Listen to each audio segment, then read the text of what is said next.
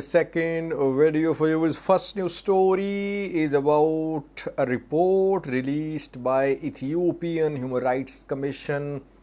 The report is about human rights situation in Ethiopia within the last 1 year between June 2021 and June 2022.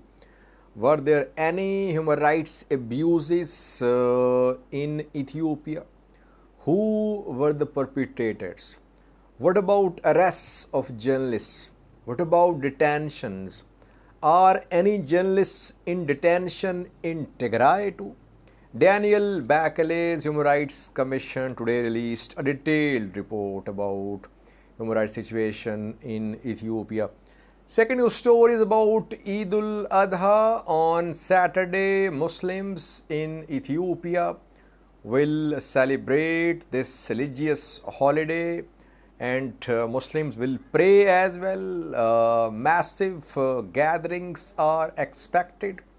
Who will monitor, who will oversee religious gatherings in Addis Ababa, Ethiopian capital? Because we know that Ethiopian Islamic Affairs Supreme Council, top Muslim body in Ethiopia, split into two groups a few weeks ago. One group led by Mufti Haji Umar Idris and the other led by Sheikh Ibrahim Tofa. Both claim to be presidents of Ethiopian Islamic Affairs Council.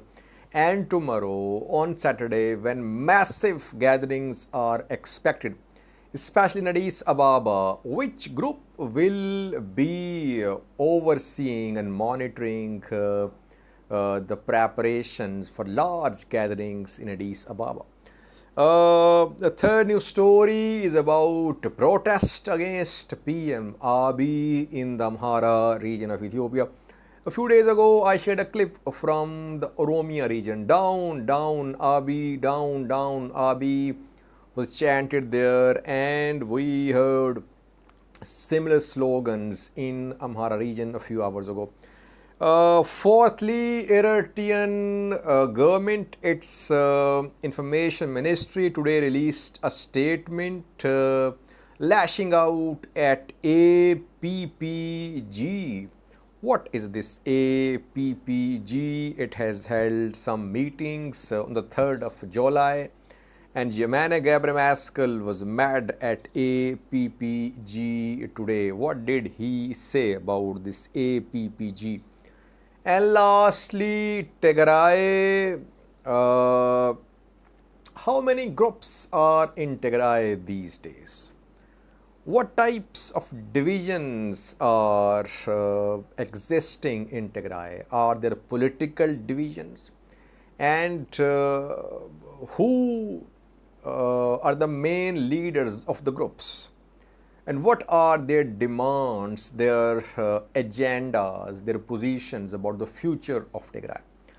What we have learned is that there are three main groups in Tigray these days. All have their own positions about the future status of Tigray. Let's analyze the situation in Tigray. Firstly, viewers, Human Rights Commission of Ethiopia, led by Daniel Bachelet, today released a report on human rights situation in Ethiopia. The report covers a period from June 2021 till June 2022. The Commission says that this period of 1 year saw grave human rights violations in Ethiopia. In all parts of Ethiopia, all types of human rights abuses were committed in Ethiopia. Though in several scores of videos, I have been reporting about all the abuses. Killings, physical abuse, sexual abuse, setting humans on fire, injuring them, psychological abuse. I've been reporting on almost all abuses. Detentions, unlawful detentions, displacements, destruction of property, destruction of government properties, as we saw in Tigray and in Amhara by Tigray force. So all types of human rights abuses have been committed in Ethiopia in the last 1 year. Firstly, the commission says. Secondly, who are involved? Who are perpetrators? Again, government forces, Ethiopian federal government forces, Tigray forces, regional forces, non-state actors, all have been involved in these abuses. Yes, we can argue about the numbers, how many violations were committed by Tigray forces and how grave were they, how many were committed against Tigrayans and how grave were they. Yes, it can be debated, but overall, all parties have been involved in human rights abuses committed in different parts of Ethiopia.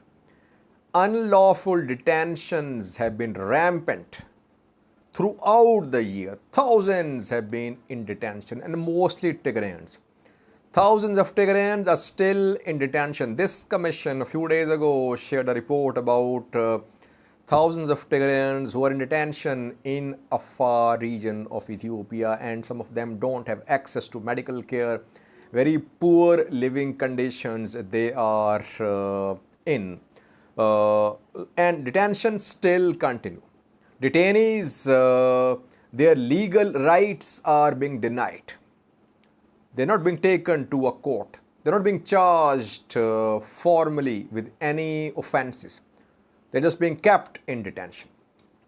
And massive displacements, millions displaced across Ethiopia in the last 1 year or so.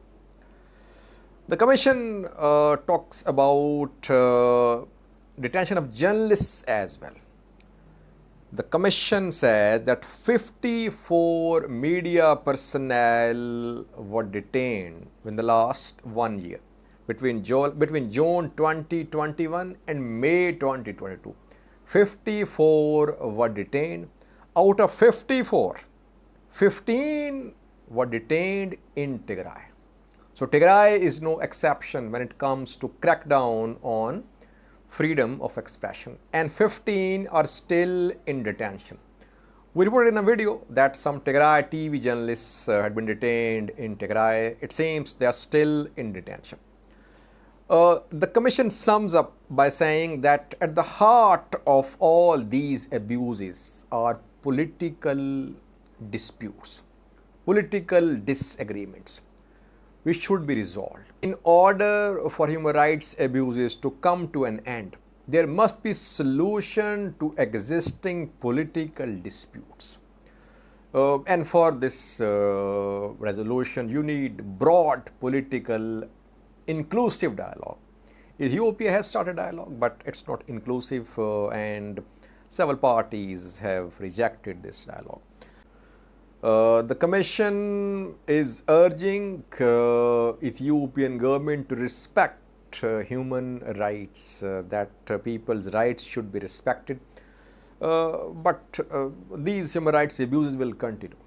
I personally think that there is no end in sight. There is no accountability in Ethiopia. We have seen that security forces are involved in abuses as well, and no action against them. And all parties defend their perpetrators. They don't bring them to justice if perpetrators are from their group. So that is why, unless there is some broad consultation to find a way out of this mess, these abuses will continue. That's my assessment. Secondly, we have a new story about Eidul Adha. Muslims in Ethiopia, in neighboring countries, will celebrate Eidul Adha on Saturday.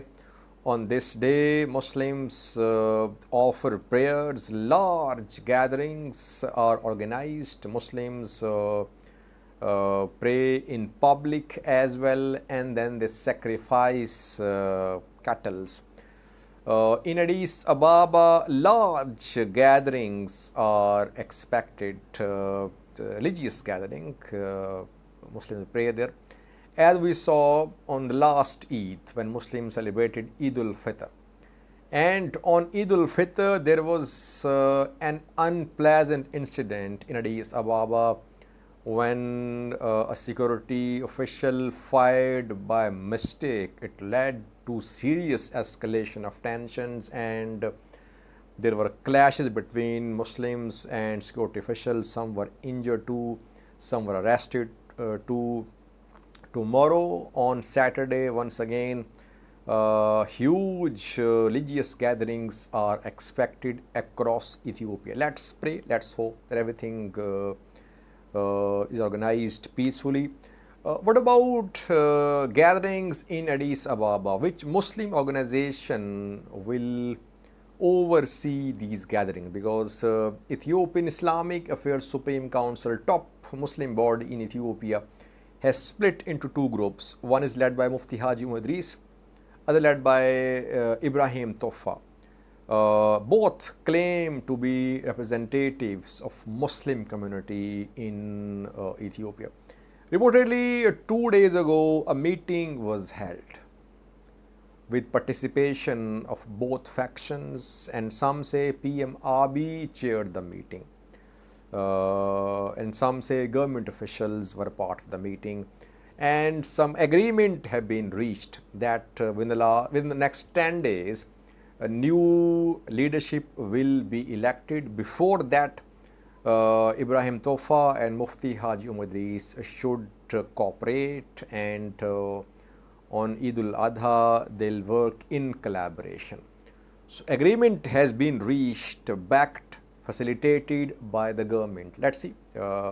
We hope and pray that everything goes fine tomorrow in Addis Ababa, in other parts of Ethiopia. Thirdly, viewers, we have a new story from the Amhara region of Ethiopia. Down, down, Abiy was chanted in Oromia a few days ago when a youth was killed. Then young boys and girls protested, chanted slogans against PM Abiy. We are hearing same slogans against Ethiopian PM Abiy in the Amhara region as well. The students are protesting. We have seen massive demonstrations at universities of the Amhara region, Gondar, Debre Birhan, Debre Marcos, Wollo. And students are now chanting slogans against Ethiopian Prime Minister Abiy. They want Abiy to quit, to leave, to resign. They want removal of Ethiopian PM. These slogans are being chanted out of Ethiopia as well. We have seen such slogans, very strong worded slogans against PM Abiy in Amhara rallies in Europe, in US. I have shared clips with you. In the previous video, I shared a clip with you from Washington, D.C., where a significantly impressive rally was held. And Abiy is a killer, Abiy is a genocider, are common slogans in rallies abroad. But now in Ethiopia as well, especially in the Amhara region too, people are starting to react against government's operation in the Amhara region and against the killings of Amhara ethnic group members, which we have seen in recent days in Oromia, in Valaga. Watch this small clip showing protesters in the Amhara region chanting slogans against Ethiopian PM Abiy.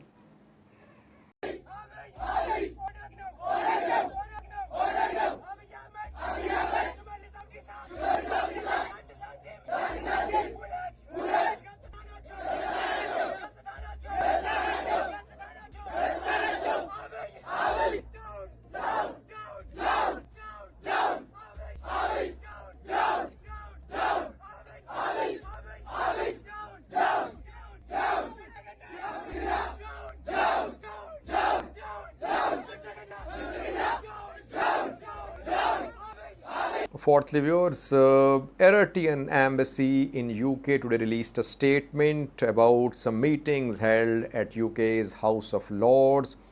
Then Eritrean Information Minister Yemane Gebremeskel also spoke condemning the activities of APPG. What is this APPG? APPG is UK's all parties parliamentary group on Eritrea. APPG on the 3rd of July held some meetings at UK's House of Lords. Eritreans in UK were invited to attend these meetings. Some human rights organizations like Eritrea Focus were there. A Christian organization CSW UK also attended the meetings. Discussions were held, and APPG Eritrea Focus CSW UK condemned lack of religious freedom in Eritrea, that religious groups are under repression in Eritrea.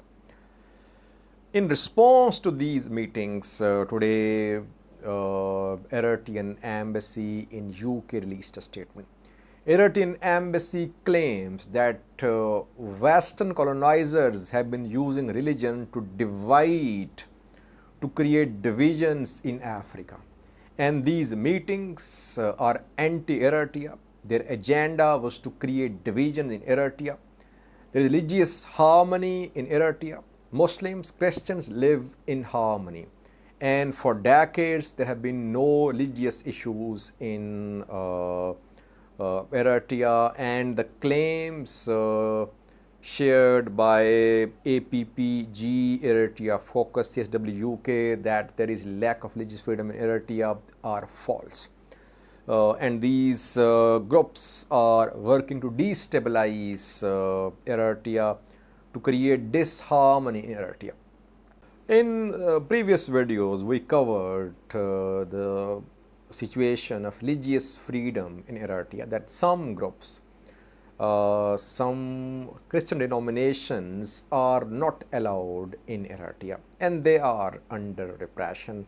Jehovah's Witnesses and some others are not allowed to work in Eritrea. Eritrea does not allow missionary work as well, I think. That is why these organizations accuse Eritrea that there is lack of religious freedom in Eritrea. Eritrea denies all these allegations. It says that Muslims, Christians are living in harmony in Eritrea. Lastly was Tigray, very important news story. Divisions in Tigray are being seen, though Tigray leadership won't acknowledge that there are divisions, and they say these are political differences which are part of democracy, that opposition, government have their own political ideas, and political differences are not indication of conflicts, rather they are beauty of democracy. There are three groups in Tigray these days, reportedly. One group is led by Gata Choredar, Debrecen Gebre Mikhail, Fatlevok, Alim Gebre Wahid, other leaders. They are in support of Tigray remaining part of Ethiopia. You can say these are federalist forces in Tigray. They want TPLF to be part of some alliance in Addis Ababa. One day they want to be in Addis Ababa in some sort of alliance. So they are not in support of Tigray's independence. And they are in power. This group is in power. Federalist group led by men in charge in Tigray. And you don't see calls for secession, calls for independence by this group's members. They do say that referendum will be held, people of Tigray have the right of self-determination, but internally they are in support of Tigray remaining part of Ethiopia. Second group has some opposition parties and those individuals who are members or who have been members of TPLF, but now they have disagreements with TPLF leadership, like Kidane Amine, Mihari Johannes, so of TIP. Then we have people like Salse Boyene leadership, Thialo Gordofe and others. They are in support of independence of Tigray. They say that Tigray should be an independent country. But the independence should not begin through war. Tigray should not declare war, rather through the participation of the people of Tigray. Referendum should be held and Tigray should declare independence as soon as possible. There is a third group as well, which is in support of the earlier adventure which Tigray pursued last year, when Tigray tried to remove Ethiopian PM Abiy by power, by force. But Tigray could not, because combat drones changed the battlefield picture, and TDF had to retreat all the way from Amhara far to Mekelle. This group wants another adventure. They want to remove PM Abiy from power. Obviously, through military means, through seeking alliance with OLA, with other groups. This group wants removal of PM Abiy, and after the removal of PM Abiy, there could be independence of Tigray, keeping in view the conditions which will be after the removal of PM Abiy. And this group has mainly journals as the members, unofficial members, who hold this opinion that there should be another attempt to remove Ethiopian PM Abiy from power. But question is, who is now calling the shots in Tigray? TPLF is in power. And TDF journals are in power as well. TDF and TPLF are two realities in Tigray. Other groups which are in support of immediate independence of Tigray are small groups. They don't have huge following in Tigray, or you can say that they are not in a position to mobilize the people of Tigray. So main players are two players. One, supporting Tigray remaining part of Ethiopia, Federalist force, and the other in support of a military adventure to remove PM Abiy. So it means these two groups will sit, talk and decide that what to do. So far, I personally think that Federalist forces are winning, because Tigray is under siege, people are dying, and TDF has been forced to step back. Journals, some other leaders who want another adventure to remove PM Abiy, they have been pushed a little on the back foot, because the people in Tigray are suffering. Now aid is starting to arrive, and Federalist forces are in command, which want Tigray to remain part of Ethiopia. But things could change. That's what we have learned through different sources in Tigray. Thank you for watching.